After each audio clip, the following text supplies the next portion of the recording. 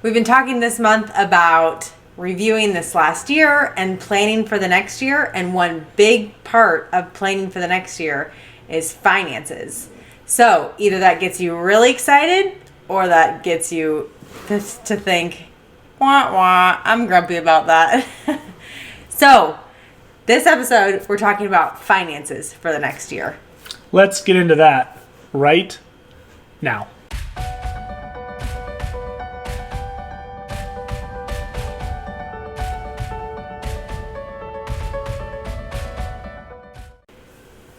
Hey everybody, I'm Nathan Warnock. I'm Andrea Warnock. And this is Marriage Monday on the Marriage by Design podcast.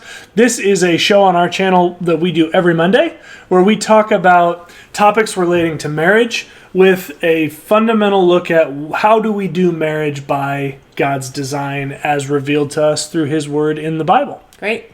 Yeah, and this episode we are talking about budgeting and finances. So like we said in the opening, this month we've been talking about discussing our year together, our year in review, and how we've done this year with our goals and just our family and all that sort of thing. Just how our year has gone. That's right. And part of that is discussing finances. And then another piece of having this conversation of this last year is, okay, how do we plan for the next year? What are our goals? What is our schedule going to look like for this next year? And then also, what should our finances look like for this next year? That's exactly right. And as we look biblically, one of the principles that we've talked about quite a bit on this channel with regards to marriage is the idea of stewardship.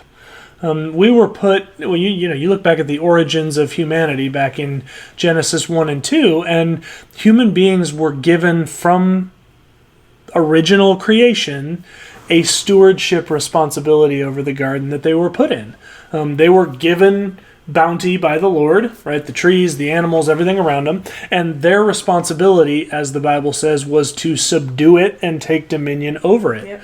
It was our responsibility as humans to take a stewardship role, meaning a recognition that the things that have been given to us are not ours. They've been given to us by a gracious giver.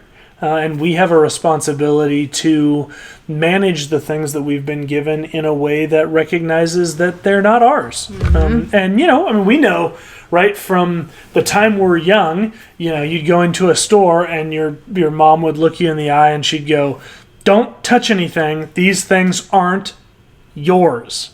Right? We recognize that when we're around things that are not ours, quote unquote ours, we treat them differently. Right. And so, if we can get ourselves to a place where we recognize that even the things that we quote unquote own from a human standpoint are not actually ours. Right. They're God's that have been given to us either for a season or for our whole lives in the case of like children or our marriage. If we recognize that things like our money and our bank account has been only given to us by God, and it is an opportunity for us to recognize those things are His and deal with them in a manner that gives glory and honor to Him in the way that we use those things, I think it really can shape the conversation with regards to our finances. Yeah, it becomes less of a selfish, I'm using this money for myself. It's mine. It's all mine, whatever. Right. And it becomes a lot more of, well, what is God's intention for me in using this money? And how does He envision me using this for His glory? Yeah, that's great. From a practical standpoint too, we mentioned last week on this show that quote that a goal without a plan is just a wish. And there are how many of us have sat around going, man, I wish we could just get financially independent. I wish we could just get the cars paid off. I wish we could just get the student debt paid off. Right. Man, let's stop wishing and let's start planning. Right. Because that's a goal. Things don't just happen. It's not like, oh, I wish we could have this. I wish we could have a savings account, an emergency fund of whatever, $10,000, and then just bam, in a year you have it. It doesn't just happen. Right. Particularly in today's world. I mean, who knows that adulting is expensive? Yeah. Yeah. I mean, my gosh. you don't. There's just no way to know it until you become an adult and have Right. a spouse and children, and Yeah. you just go. I don't know where my money just flies And away. it's mostly to not that exciting things. Right. Health insurance, groceries, house Right. payments, Yeah. utilities. Right. Oh my gosh. Yeah, it's crazy. I mean, it's amazing how money just finds a way to escape your bank account right. If you're not intentional. Yeah, that's the big key is intentionality. Right. You know, maybe you're somebody who you have the money's there and you don't have to be too careful about it, but you're not that intentional and you're kind of just always it's there and we get by and we spend the money on things that we enjoy for the most part, but we're not meeting any goals with this money. We're not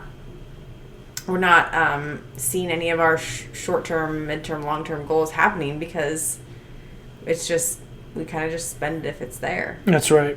So it happens really easily. Sure does. So our purpose in talking to you today is talking about what we do as a couple at the end of the year to talk about our planning financially for the next year and kind Right. of how we live that out in during the year. Right. So the first step, and then I'll let Andrea. I mean, a huge portion of this conversation is going to necessarily be about budgeting. That is the term for the plan that you come up with to make sure that your money is going where you tell it to go, not wherever it wants to escape Right. to. So my part of it to kick us off is really to just set up as a reminder. The first thing is being intentional about setting a time to talk about this. I can't tell you how many couples never get to that point because it's difficult. Oftentimes couples have different views about money. There's usually a saver who never wants to have any fun. I'm kidding. That is Andrea's the not saver. true. Andrea's the saver in our relationship. So there's usually a saver. I just like to have free fun. Right, there's usually a saver, and then there's usually a spender. And typically, the spender's more free-spirited with money and can potentially get out of control with regards to those things. And so not having the conversation about money is the easier way to go about it because it can be an intense conversation. It can be a frustrating conversation. It's always a conversation that requires critical thinking and honesty and grace and a willingness to compromise. Yes, definitely. And those are difficult things to do. And so, for me, as you go down that path of okay, we need to start looking at next year's budget. Really making sure that you carve out some intentional time to do that, and then not ambushing with regards to that type of thing. But okay, let's talk about this night, and we're gonna go through it because it does, as Andrea's going to talk about to kick us off here. It does take some planning. You can't just go, hey, let's talk about finances, and then you just jump in. Right. It does take some homework before you go Right. down that road. So setting an intentional time to do that, making sure that you're both in a good frame of reference with regards to that. So, making sure that, nobody's hangry, right? Get your food on before you have that conversation. If it's been a particularly stressful day for one reason or another, have some wisdom as to, is the timing really right Sure. to have this conversation, and just being wise about getting into that because finances gets at the core of the security of the relationship and of the family, particularly for our wives who are very hard-coded by the Lord to desire security in the relationship and security in the family. It can be really easy for that conversation to get off the rails quickly. Yep. Yeah, so we're going to talk about budgeting, and then we're going to talk about some tools as well. So I know budgeting may seem like, oh my gosh, I don't want to do that. But this is something I said in our live video that we did. So your income, budgeting can feel like, oh, but it's this, then I set up this fence and I have to stay within the fence and that's not fun. But you're fenced in by your income anyway, right? You have the income that you have. You don't get to, I mean, you can go outside that with credit cards, but you have to pay that back eventually, you know? What? Yeah, that's the way those work. Fake news. You know, it's not like money is endless if you just pretend that it's endless. It's not. You have the income that you have. So let's make sure that it's being spent the way that you want it to be spent, rather than, I don't know, it just kind of disappears because it just does. We don't pay attention to it. So how do we kick off if we say, okay, let's do a budget, babe? How do you and I kick that off? So the where you have to start is looking back, and everyone can look back on their purchases. So I would highly suggest look back a year, but if that's way too daunting or too difficult, at least 6 months. Yeah. And everything is online. So your credit card purchases, your bank account, your everything. Go online to all of the places that you use to spend money, PayPal, Venmo, whatever. And just get all that information, and you may need to just print it all out so that you can look back and categorize all those things, so that you're categorizing your groceries and your clothing and whatever it is. And when you're looking back and you haven't had a budget that you've kept to month, some of those things are going to be wonky, because like Walmart may have been groceries, or it may have been clothing, or it may have been home goods, or whatever. Just do your best. Mm-hmm. But you have to look back. So again, I would strongly recommend going a year, and you're getting your income put in there, everything that's coming in, but also everything that's going out too, and categorizing that all.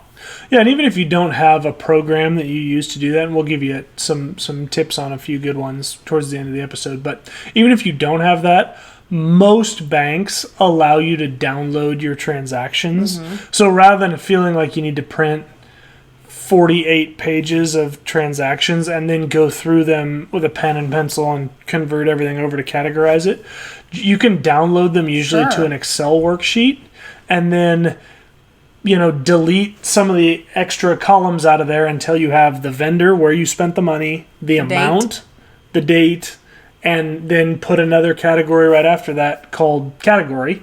And then you can go through each one and say, okay, this was clothing, this was groceries, this was eating out, this was gas, cell phone, power, whatever the case may be. That's great. So then by the end of that, you'll know what you spent in each category generally.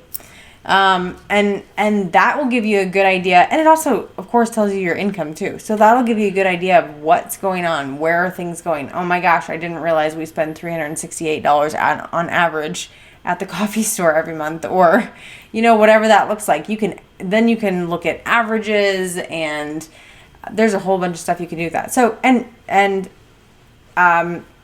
we'll talk about some apps you can use, or some programs that you can use, but Excel is a great thing too. Yep. If Excel is something that and you just need to get it done, and it overwhelms you to think about like, oh, I have to figure out how to use this new program, just do an Excel thing for now, and you can keep doing that going forward too. Right. Yeah, and I recommend when you do that, do a full year, but also make sure you have it broken out monthly, because it's helpful sometimes to see, hey, our expenses go way up in these times, they come down in these times. What is it that explains that? Yep. Also helps you to see, if your income is not consistent, meaning if it's variable, if you work on commission or something like that, then it helps you to see, are there patterns to your income, months where it's up or months where it's down, that you can plan ahead for. Also helps you to be able to come up with a budget, because the way we recommend budgeting is by month rather than by year. And so you may go, well, I know I spent $6,000 on gas last year. Well, right, but how much of that, is that spread out evenly, or is it not? It kind of helps you to be able to plan for that. Yep. Yeah, so spend that time. I know it feels daunting, but do the work to spend the time in looking at your past year's expenditures and income. And if you already have done that because you've budgeted throughout the year, then you're a huge step ahead, of course. So do that and then look at that together. Don't just have one person have the information, but look at that together, and then you can talk about, is this, gosh, I didn't realize we spent that in this category. I don't know that I want to keep doing that moving forward. Or, you can have some conversations from that about what you think about your spending, how you maybe want to change that going forward. If it's realistic to change that going forward. Maybe your gas is, maybe your spending money on gas is like, oh my gosh, that's way higher than I realized, but you don't feel, but I don't know how I don't want to spend that much on gas anymore, but I'm not just taking joy rides or, then you just can't change that, So babe, what would you, I'm putting you on the spot here, so I'm sorry, Sure. but what would you say to, I'm going to generalize here, so forgive me if your relationship is opposite, but we've come across a number of couples where one or the other, the husband or the wife, in our cases it's generally been the wife, goes, I don't deal with any of that, he does all of that, I don't really have any interest in knowing any of that, he just can handle it. What would you say to a woman that maybe that's her stance, or a guy that that's his stance, as she handles it, and I don't really want to think about any of that? There's certainly nothing wrong with saying, like, I don't want to do the categorizing every expense and all, I don't want to be in the minute details. That's not a problem.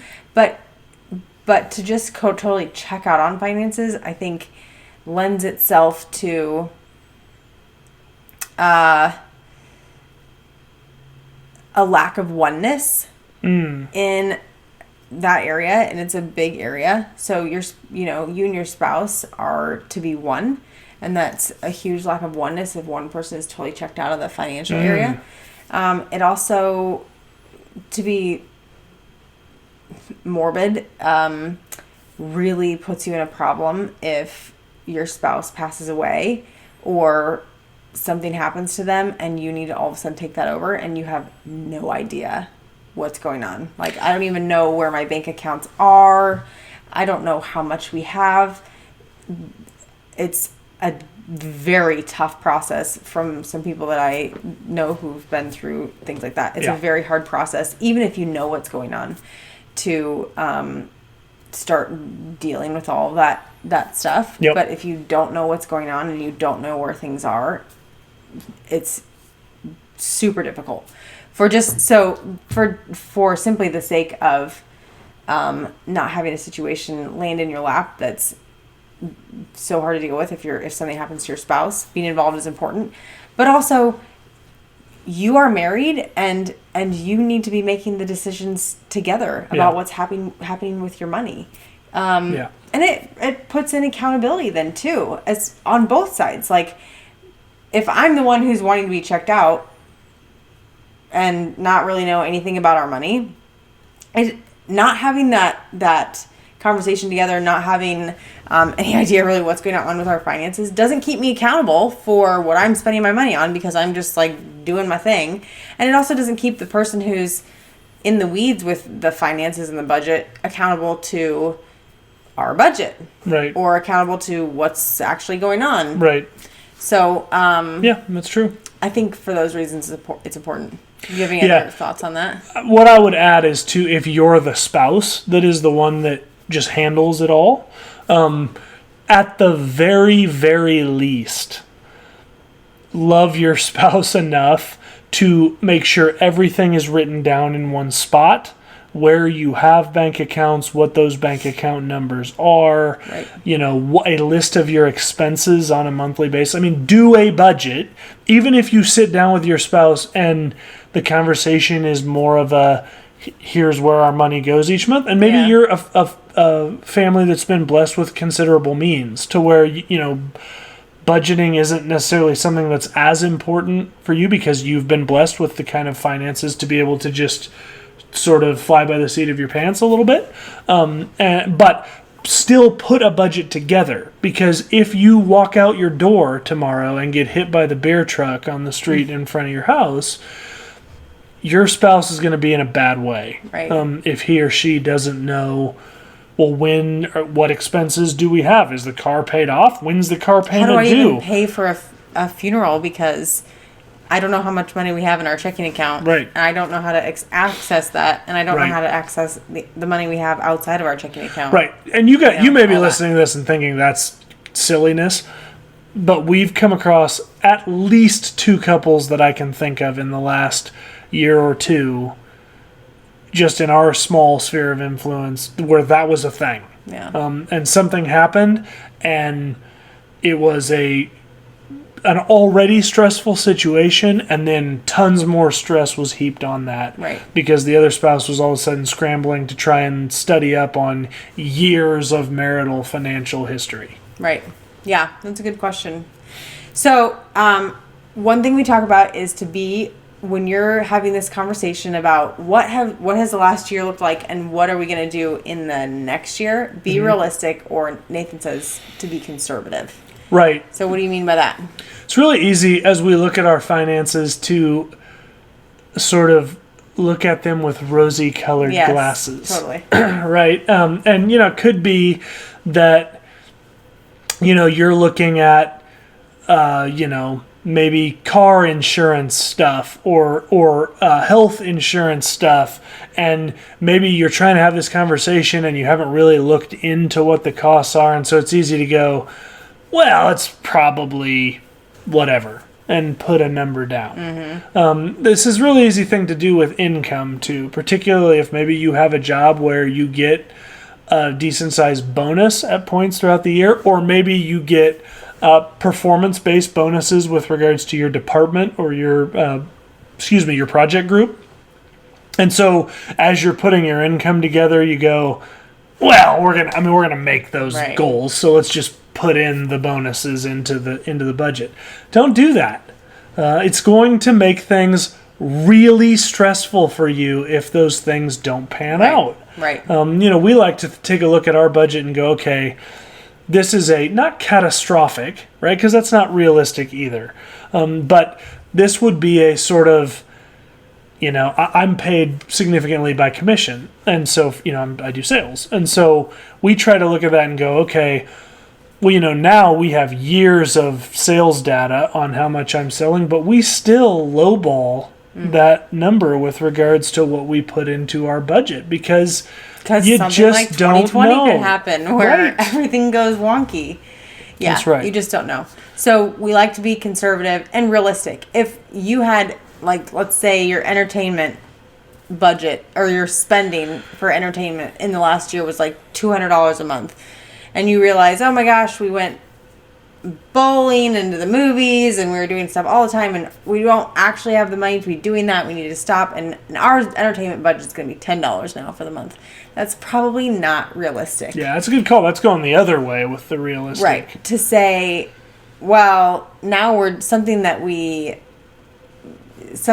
a pretty normal category to have some money in, or groceries. We spent $1,200 in groceries every month this last year. How did we do that? What were we eating? That's crazy. We're taking it down to $600. That's probably not realistic to just all of a sudden cut half of your grocery budget. It doesn't mean that maybe you can work your way that way. And entertainment, something like entertainment is easy to say, no, we're just not doing entertainment. But something like groceries, we all have to eat. So, and you may not know yet how to really slice your budget. It may be a learning process. So you may say like, oh, we're going to do 1,000 and then we're going to do $950 and then we're going to work our way back to something realistic like $850 is going to be whatever you think is legit. But don't be unrealistic in your budget expectations. Right. Yeah, and let me be clear. You may be in a point right now in your financial walk as a couple where your entertainment budget needs to be zero. Right? I mean, you may be at a place where you've got credit card debt that's sinking you, you've got car payments, you've got student loan debt that is, if you're honest, drowning you and killing your marriage. this may be a season where you need to be honest with yourself and just say we're cracking down. Yeah, and we're really pouring and into that's these things. unnecessary sometimes. Like the things you probably need to cut out are restaurants, totally, and entertainment. Yeah. And there may be other things that you need to cut out, and Yep. that's hard Yeah, to it live is. in a season where you're having to say no to yourself and maybe to other people a lot. But there's ways around that too. Like just because we cut out the entertainment budget doesn't mean we can't ever get together with friends. Maybe instead we're just having them over for a game night and having That's right. some cookies that I make, you know. Yeah, and we're going to do a series here coming up in a couple of months just all about finances. Yeah. And one of those episodes is going to be, hey, if you're in this season and you're looking, you're going, is it even realistic to have an entertainment budget of 0? Yeah, it is. Yeah, it is. we've And been there. we can give you bunches of things Right. that you can do as a couple that are entertaining and that are fun that cost nothing. Yeah, and we've been in, I feel like, every circumstance of Yeah. income and Yeah, we budget, have. you know. And have. there's been times where our entertainment and restaurant budget has been a big goose egg 0, and there's Yep. other times where it hasn't been. So Yep. we've lived that out. Okay, so be realistic and conservative. Make sure you're planning for every dollar. So what that looks like is, let's say your monthly income is $4,000, and your what you need to do is plan for every $4,000 that comes in that month. That doesn't mean you're spending all that money. Maybe $300 of that is going to Your emergency fund. your emergency fund, and another $400 is going to a long-term savings account or whatever. But plan for what's going to happen with every dollar that comes in that month, so that you don't have this amorphous, like, yeah, we spend about 3,000 of that a month, and then Yeah. we kind of just have $1,000 that we'd like to save a lot of it. You need to have a budget, have a plan for every dollar that's going to come in. Yeah, there's a huge percentage of people of families in the United States that are willing to admit that they live paycheck to paycheck. A huge percentage of those don't need to. Right. If they would just plan Right. out their month. Yeah. So that they know what money's coming in and where it's going. And it's crazy when you plan for it and you actually budget and you choose to stay within that budgeting fence that you've made for yourself. And for somebody who enjoys saving money, it feels good I think it feels good to have a plan and stay within that. And then it's amazing. You get a couple months down the road and you're like, whoa, Where does money come there's from? money here. Right? That's Right. amazing. Yeah, that's You know? true. It's a fun. It doesn't take very long for you to reap the rewards of being intentional. Right, and again, I want to come back to a couple that might have found this video that's in a bad way with regards to debt.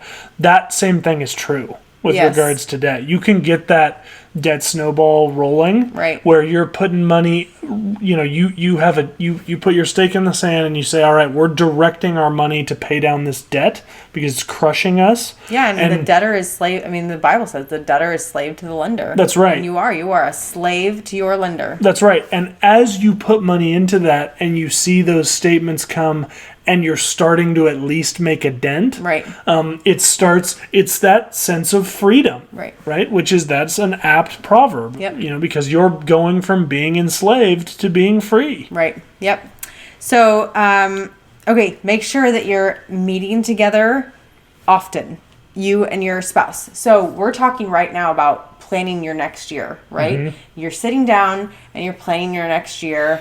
What's our budget going to look like? Yep. What has our spending looked like, and our income and all that, and what is it going to look like? Yep. Don't call it quits after that. Don't just say, "Oh, we had our yearly budgeting meeting. Yeah. See you in Now December. we're done." Yeah. You have to meet together often Yeah, to make that's sure right. that you're staying on track to see, like, there's this unexpected expense. What are we going to do about that? Right.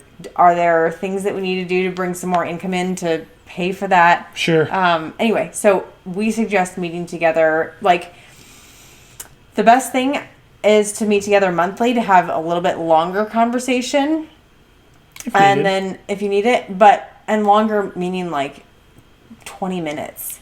And Oh, yeah. that's as long as it takes. Once you really get going, that's as long as it takes because you've already got your budget planned out. You're just kind of going over this is going to come up, and we have this big party that we're throwing, so we need to increase our budget, whatever.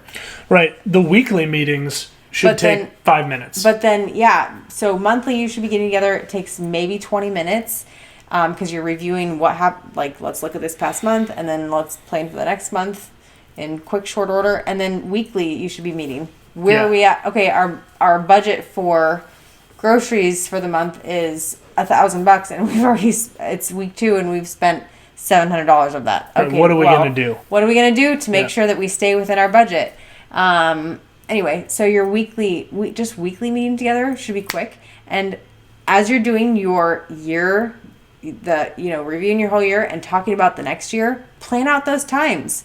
When are those times going to be that we're going to sit down and talk for a very short period of time about our budget? Right. And we're going to talk this next Monday about budgeting time for next year. And this is exactly part of that. Yep. For us, it works best to do that weekly meeting when we have kind of our weekly date night where we're going to be specific about, hey, tonight we're putting aside everything else, work, kids, hobbies, all that stuff, and we're just going to hang out. And we make that a part of that night. Yeah, we have a stay-at-home date night weekly, and that fits in really well. That's right. Okay, so then make sure you have your goals in sight as you're talking about this next year. What are our goals for this next year as far as finances go? What are our goals for the next few years? What are our long-term goals? How are we going to be working this next year towards reaching those, making the steps to reach those? So make sure that you're talking about your goals too, not just, oh, this is our money and this is how we're going to spend it, but how are we going to use this money to reach the things that we're wanting to reach. Right. And we talked, I don't know if it was a month ago, maybe that we did a series on, your family code. Yep. And this is exactly that conversation where this isn't just something we do academically and then set on a shelf somewhere or make into a pretty picture. This is the standard by which we evaluate the other things that we do as a couple and as a family. Right. So, those things that you said you were going to be all about, is that reflected in the way that you spend your money? And if it's not, maybe that code isn't actually a code for your family. Yep. And then you got to make a decision. Do we eject it out because it turns out it's not really that important to us? Or do we realize, no, our code is actually important and we've gotten away from that. We need to make changes to bring our finances back into alignment with what we say we're all about. Right. And, a big piece of that, guys, is with regards to our tithe. Yes. A lot of us have in our code that we put God first as a family, accept. Right, and it's really easy to accept finances because of this thing, and we can't do that right now, but we'll catch up, later, and pretty soon the lowest thing on the priority is giving back to the Lord what He's given us, and one, it's dishonoring to Him, and two, giving to the Lord is one of those few handful of promises in the Bible that He makes a promise and asks us to test Him in it. Yeah. He specifically says, see if I don't bless you if you do that. And we should be a people that, one, recognize that it's God's stuff in the first place anyway. That's the key and there. two, I'm willing to test God in that promise, and to honor Him by giving back to Him the things that He's given me. Not because if I give Him stuff, He's going to give me stuff, because that's not how the Lord works. His blessings don't come in the form of necessarily something that you can be monetized. Right. But He does promise that He will bless us. Yeah, and that key, there's such a key there to changing your mentality of like, all the money that I have is the Lord's, and He's letting me use some of it. Right. But there's definitely an amount that needs to go back to Him because all of it's His anyway. Right. So that changes the mentality of how I spend my money too. That's right. So, okay, so we talked about family code. That's kind of the stuff about the budgeting and looking at the next year as far as your budget. And like Nathan said, we'll talk more in depth about finances in the coming months. But as far as, reviewing this last year and then setting out how you're going to budget for this next year is so important to do either now or the very beginning of this next year, so that you're not just letting it go and letting it go, and then your money's still kind of just doing what it does and floating away. Yeah. Don't have floating money. Yes. Right. Okay. So then we want to talk about tools that you can use to help you with this process. Right. So some of those tools are budgeting programs.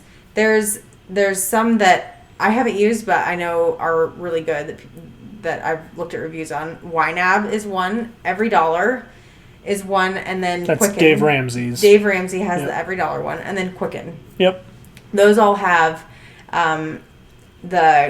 you can log into them from your computer, and they also have an app that you can have on your phone as well. Yep. So those are all that way, and all of those give you a function of connecting your bank accounts to them and importing. Some of them, like Every Dollar, you can do for free if you want to manually input the information in, or if you want to pay a certain amount I think it's like $99 a year. It can auto import from your bank accounts. YNAB is like $90 a year or something, and it loads in. And then Quicken, I don't know how much that costs. $90 a year. Yeah, and that loads in as well. And Quicken, you can get different. I mean, Quicken is a huge. I mean, there are businesses that use Quicken, so it's a huge suite of all kinds of tools. You can do investment stuff on there. You can do tons of different stuff. That Quicken's the one that we use, right? And I love it. It's super. We got tons of different. Well, that's probably my one knock on it. It's not necessary. It assumes some level of understanding of accounting, and that you're a little bit more tech savvy. And there are tons of videos online about how to use it. And once you get a feel for it, it's not difficult to use.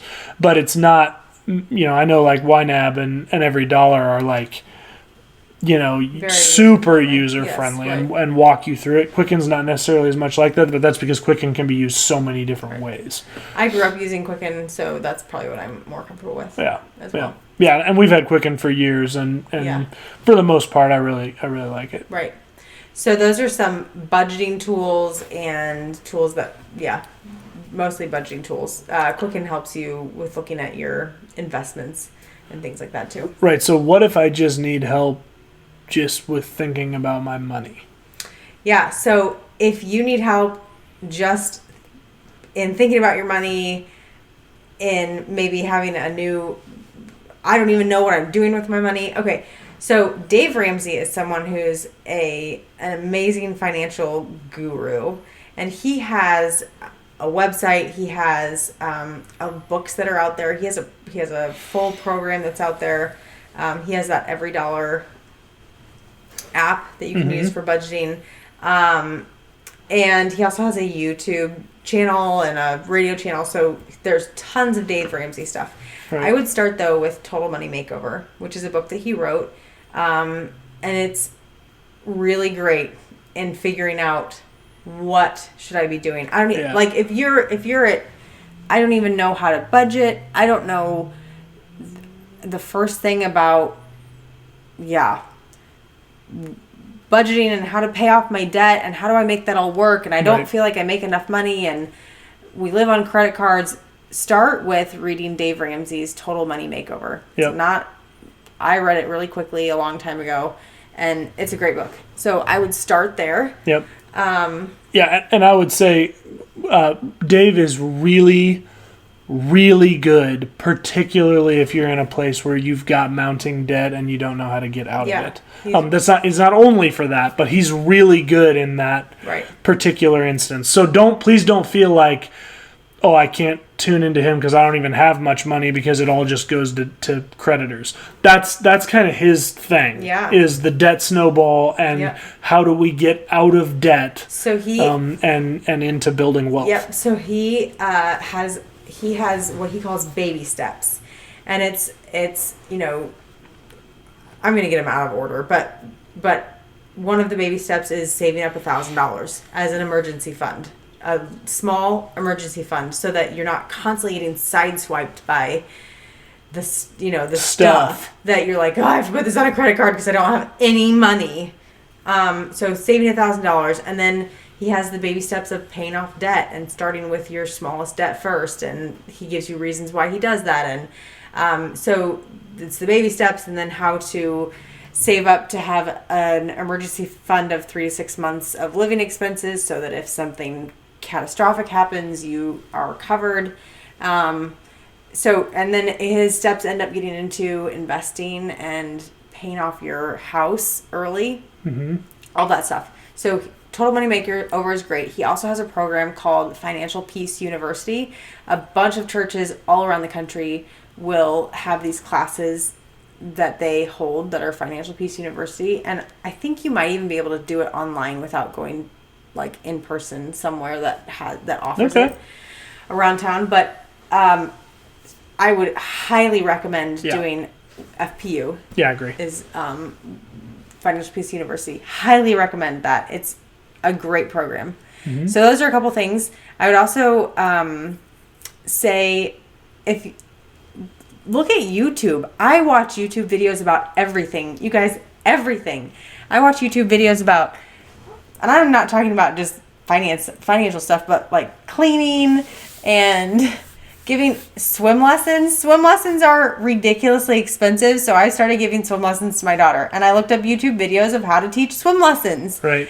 But you can look up YouTube videos. Dave Ramsey, like I said, you can look at his stuff on YouTube, but you can look at like he's great because I know he has good advice, but you can get great information on YouTube and hear some really inspiring stories too. Yeah. You can also find some garbage on YouTube, so you just gotta be careful. Yeah, use your senses, you know. Yeah. So those are some tools that I would say. Yeah. Anything else you can think of? I think a lot of people don't realize that financial advisors in your area are willing to speak with you for free. Yeah. To have a chance to win your business. So if you've got some questions, particularly in the neighborhood of insurance, like life insurance, and some of those kinds of products and investing, sit down with I would be willing to bet yourself or someone in your near circle knows someone that's gone into wealth advising. You gotta be careful a little bit with who you meet with, because a lot of them are trying to get you into products that may not fit your circumstances, but it at least can give you an idea of what's available to you out there, and then you can run that by other people. Dave Ramsey talks a lot about these different products and whether they're good fits for you or not. But it doesn't do you any good to watch a Dave Ramsey video about whole life, variable life, and term life if you have no idea what those things are. So having an opportunity to hear from someone you might know about what those things are and asking questions. I think a lot of people, because finances can make them uncomfortable, just don't ask questions and just assume that these advisors they have in their life know. And we see some tragic examples of that where celebrities have been taken for millions of dollars because they just didn't understand. And they didn't ask the obvious questions, and they just gave their money to someone that they thought had their best interests at heart. Taking ownership of it and asking questions and doing it as a couple is one of your biggest things you can do to protect yourself and protect your finances, is do these things as a couple. Yep. Another YouTube channel I really like is Fun, Cheap, or Free. So there's a website, funcheaporfree.com, and Jordan Page is the one who runs that. And she has some great information on YouTube about a lot of different things, productivity and budgeting and family stuff. But she has some really good budget stuff too, if you're looking. Yeah. That just came to me. It's great. She's got a better personality than Dave Ramsey, so she's Dave. She's fun to watch. But Dave Ramsey's great. So yeah, those are some tools. And then I would just say, to cap it all off, before you talk with your spouse about this last year, or start budgeting for or start thinking, where should my money be going? Pray together. Yeah. And pray together often. We really buried the lead here, didn't we? Yeah, you're right. That's the most important thing. Pray together often about it, because it is something, finances are something that can be really something that you can fight over a lot, something that can bring a lot of contention between the two of you. Yeah. And so pray against that, and pray too that God would give you wisdom and how He wants you to spend your money, right. and how He wants you to give back to Him too. Yeah. So right. do a lot of praying together before you start these conversations, so that you have, the Spirit of the Lord with you. That's right. On those conversations. That's right. Guys, I hope this episode was really beneficial for you. You may have known most of the things we talked about, but even if you just take away a YouTube channel that you can check out to get some ideas of how to better manage your finances. Maybe you've never done this before. We'd love you to send us questions. If you have them, you can send them to marriagebydesignpodcast@gmail.com. We'd love to help you out.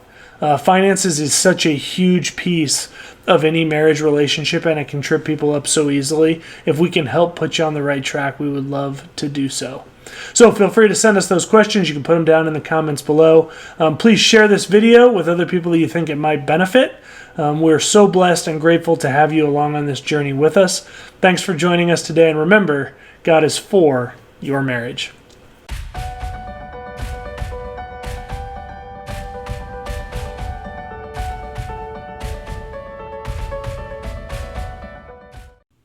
Hey, thanks for joining us on Marriage by Design. If you were impacted by this video, like it by hitting the thumbs up below. Also, don't forget to subscribe, and once you subscribe, hit the bell icon so you can be notified when new episodes release. Excellent. Also, one of the huge pillars of our show is interactivity between us and you. So we would love you to comment down in the comments below if you have thoughts about this video, or if you have questions or other things you'd like to see considered in the future. In addition, if you'd like, you can email us. That's marriagebydesignpodcast@gmail.com. We're also on Instagram @marriagebydesignpodcast, or you can find us on Facebook by searching Marriage by Design Podcast. Finally, if you want to, you can tweet at us. We do have a Twitter account that is @MarriageXDesign. Thanks, and have a great day.